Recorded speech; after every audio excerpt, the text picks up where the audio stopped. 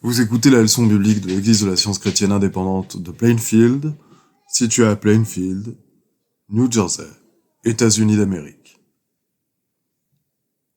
Leçon du dimanche 11 octobre 2020. Sujet: le péché, la maladie et la mort sont-ils réels? Texte d'or, psaume. Mon âme bénit l'Éternel. C'est lui qui pardonne toutes tes iniquités, qui guérit toutes tes maladies. C'est lui qui délivre ta vie de la fosse. Voici, Dieu est ma délivrance. Je serai plein de confiance, et je ne craindrai rien, car l'Éternel est ma force et le sujet de mes louanges. C'est lui qui m'a sauvé. Vous puiserez de l'eau avec joie aux sources du salut. Et vous direz en ce jour-là, louez l'Éternel, invoquez son nom, publiez ses œuvres parmi les peuples, rappelez la grandeur de son nom. Célébrez l'Éternel, car il a fait des choses magnifiques, qu'elles soient connues par toute la terre. Pousse des cris de joie et d'allégresse, habitants de Sion, car il est grand au milieu de toi, le Saint d'Israël. À celui qui est ferme dans ses sentiments, tu assures la paix parce qu'il se confie en toi. Confiez-vous en l'Éternel à perpétuité, car l'Éternel est le rocher des siècles. La Bible. Guéris-moi, Éternel, et je serai guéri. Sauve-moi, et je serai sauvé, car tu es ma gloire. Celui qui demeure sous l'abri du Très-Haut repose à l'ombre du Tout-Puissant. Je dis à l'Éternel, mon refuge et ma forteresse, mon Dieu en qui je me confie. Car c'est lui qui te délivre du filet de l'oiseleur, de la peste et de ses ravages. Il te couvrira de ses plumes, et tu trouveras un refuge sous ses ailes. Sa fidélité est un bouclier et une cuirasse. Tu ne craindras ni les terreurs de la nuit, ni la flèche qui vole de jour, ni la peste qui marche dans les ténèbres, ni la contagion qui frappe en plein midi. Car tu es mon refuge, ô Éternel. Tu fais du Très-Haut ta retraite. Aucun malheur ne t'arrivera, aucun fléau n'approchera de ta tente, car il ordonnera à ses anges de te garder dans toutes tes voies. Puisqu'il m'aime, je le délivrerai, je le protégerai puisqu'il connaît mon nom. Il m'invoquera et je lui répondrai. Je serai avec lui dans la détresse, je le délivrerai et je le glorifierai. Je le rassasierai de longs jours et je lui ferai voir mon salut. Les apôtres rendaient avec beaucoup de force témoignage de la résurrection du Seigneur Jésus, et une grande grâce reposait sur eux tous. Beaucoup de miracles et de prodiges se faisaient au milieu du peuple par les mains des apôtres. Ils se tenaient tous ensemble au portique de Salomon. Le nombre de ceux qui croyaient au Seigneur, hommes et femmes, s'augmentait de plus en plus, en sorte qu'on apportait les malades dans les rues et qu'on les plaçait sur des lits et des couchettes, afin que lorsque Pierre passerait, son ombre au moins couvrit quelqu'un d'eux. La multitude accourait aussi des villes voisines à Jérusalem, amenant des malades et des gens tourmentés par des esprits impurs, et tous étaient guéris. Il y avait à Joppé, parmi les disciples, une femme nommée Tabitha, ce qui signifie Dorcas. Elle faisait beaucoup de bonnes œuvres et d'aumônes. Elle tomba malade en ce temps-là et mourut. Après l'avoir lavée, on la déposa dans une chambre haute. Comme Lyde est près de Joppé, les disciples, ayant appris que Pierre s'y trouvait, envoyèrent 2 hommes vers lui pour prier de venir chez eux sans tarder. Pierre se leva et partit avec ces hommes. Lorsqu'il fut arrivé, on le conduisit dans la chambre haute. Toutes les veuves l'entourèrent en pleurant et lui montrèrent les tuniques et les vêtements que faisait Dorcas pendant qu'elle était avec elle. Pierre fit sortir tout le monde, se mit à genoux et pria. Puis, se tournant vers le corps, il dit « Tabitha, lève-toi ». Elle ouvrit les yeux, et ayant vu Pierre, elle s'assit. Il lui donna la main et la fit lever. Il appela ensuite les saints et les veuves, et la leur présenta vivante.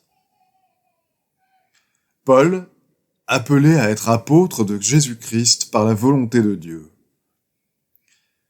Il fut décidé que nous nous embarquerions pour l'Italie. Partis de là, nous longeâmes l'île de Chypre, parce que les vents étaient contraires. Bientôt un vent impétueux, qu'on appelle Eurachylon, se déchaîna sur l'île. Le navire fut entraîné, sans pouvoir lutter contre le vent, et nous nous laissâmes aller à la dérive. Le soleil et les étoiles ne parurent pas pendant plusieurs jours, et la tempête était si forte que nous perdîmes enfin toute espérance de nous sauver. On n'avait pas mangé depuis longtemps. Alors Paul, se tenant au milieu d'eux, leur dit « Je vous exhorte à prendre courage, car aucun de vous ne périra, et il n'y aura de perte que celle du navire. Un ange du Dieu à qui j'appartiens et que je sers m'est apparu cette nuit, et m'a dit « Paul, ne crains point, il faut que tu comparaisses devant César, et voici, Dieu t'a donné tous ceux qui naviguent avec toi. C'est pourquoi, ô homme, rassurez-vous, car j'ai cette confiance en Dieu qu'il en sera comme il m'a été dit. » Et tous, reprenant courage, mangèrent aussi. Nous étions dans le navire, 276 personnes en tout, et ainsi tous parvinrent à terre sains et saufs. Après nous être sauvés, nous reconnûmes que l'île s'appelait Malte. Les barbares nous témoignèrent une bienveillance peu commune.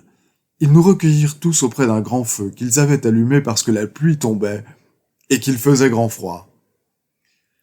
Paul, ayant ramassé un tas de broussailles et l'ayant mis au feu, une vipère en sortit par l'effet de la chaleur et s'attacha à sa main.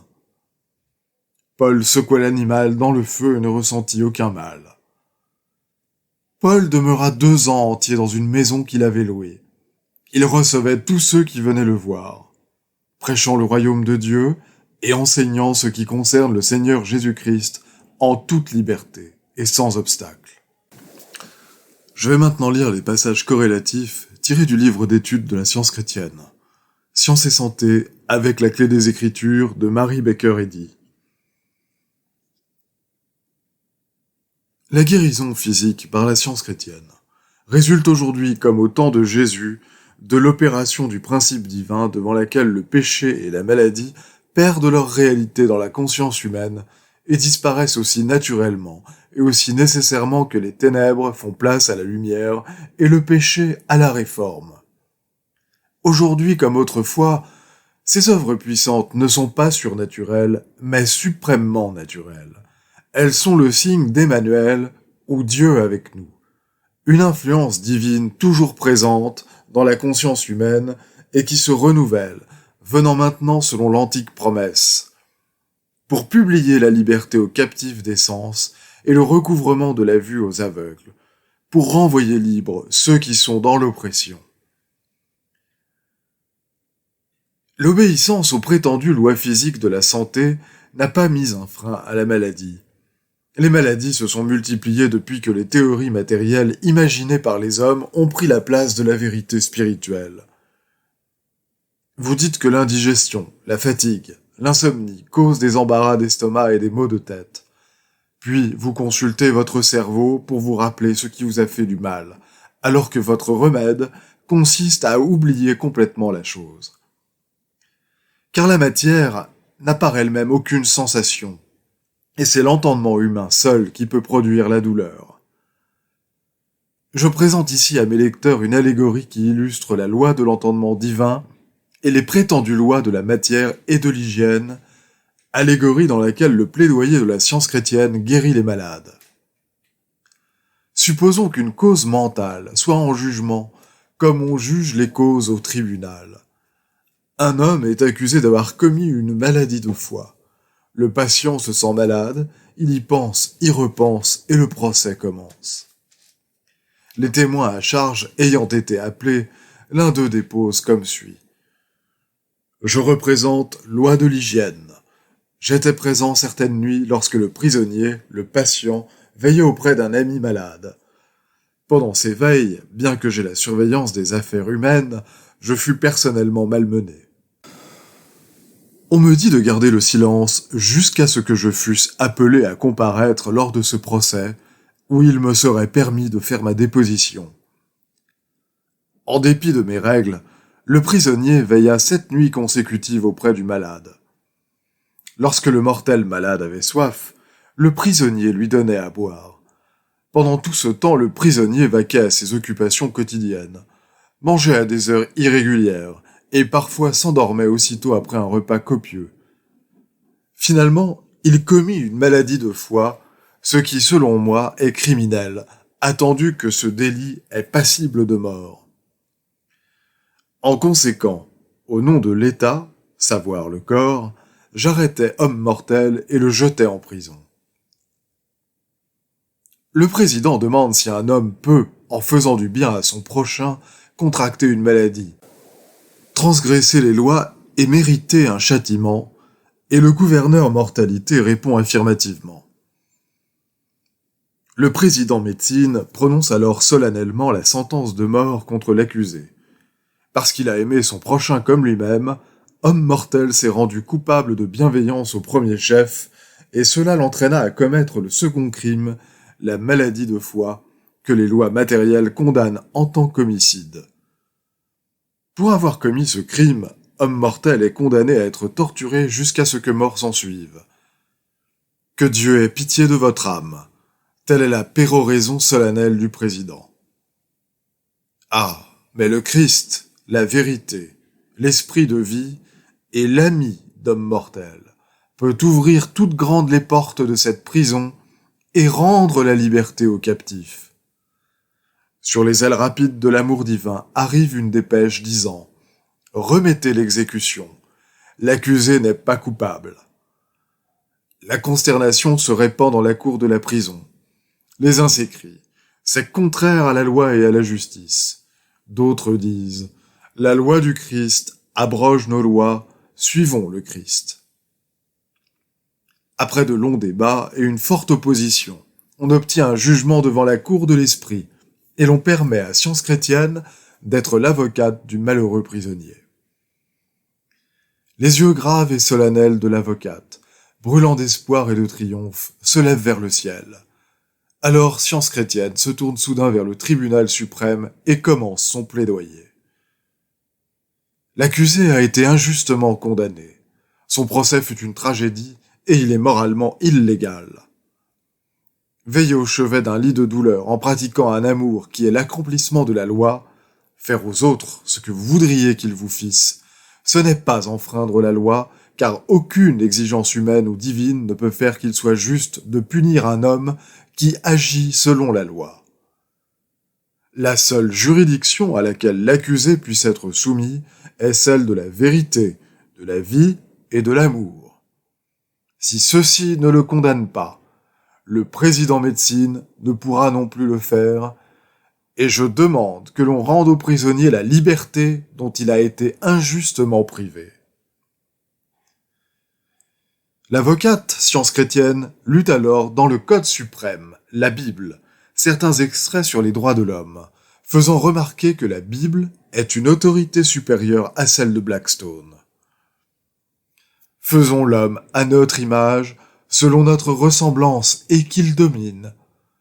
Voici, je vous ai donné le pouvoir sur toute la puissance de l'ennemi, et rien ne pourra vous nuire. Si quelqu'un garde ma parole, il ne verra jamais la mort. Le président de la Cour suprême, d'un air majestueux et bon, comprenant et interprétant toute loi et tout témoignage, expliqua en citant son code, la Bible, que toute prétendue loi qui entreprend de punir autre chose que le péché est nulle et non avenue. Le jury des sens spirituels tomba immédiatement d'accord sur le verdict et d'un bout à l'autre de la vaste salle d'audience de l'esprit retentit ce cri. « Innocent !» Alors l'accusé se leva, régénéré, fort, libre. Nous remarquâmes, lorsqu'il serra la main de son avocate, Science Chrétienne, que son teint blême et sa faiblesse avaient disparu. Son maintien était droit et imposant. Son visage rayonnait de santé et de bonheur. L'amour divin avait banni la crainte. Homme mortel qui n'était plus malade ni en prison s'en alla. Ses pieds étaient beaux sur les montagnes, comme les pieds de celui qui apporte de bonnes nouvelles. Les devoirs quotidiens de Mary Baker Eddy. Prière quotidienne. Il sera du devoir de tout membre de cette Église de prier chaque jour. Que ton règne vienne, que le règne de la vérité, de la vie et de l'amour divin soit établi en moi et élimine de moi tout péché. Et puisse ta parole enrichir les affections de toute l'humanité et la gouverner. Règles pour les mobiles et les actes. Ni l'animosité, ni un attachement purement personnel ne doivent déterminer les mobiles ou les actes des membres de l'Église mère. Dans la science, l'amour divin seul gouverne l'homme, et un scientiste chrétien reflète les douces aménités de l'amour en réprouvant le péché et en manifestant un véritable esprit de fraternité, de charité et de pardon. Les membres de cette Église doivent journellement veiller et prier pour être délivrés de tout mal, pour ne pas prophétiser, juger, condamner, conseiller, influencer ou être influencé d'une manière erronée. Vigilance face au devoir. Il sera du devoir de chaque membre de cette Église de se défendre journellement contre la suggestion mentale agressive et de ne pas se laisser entraîner, à oublier ou à négliger son devoir envers Dieu, envers son leader et envers l'humanité. Par ses œuvres, il sera jugé et justifié ou condamné.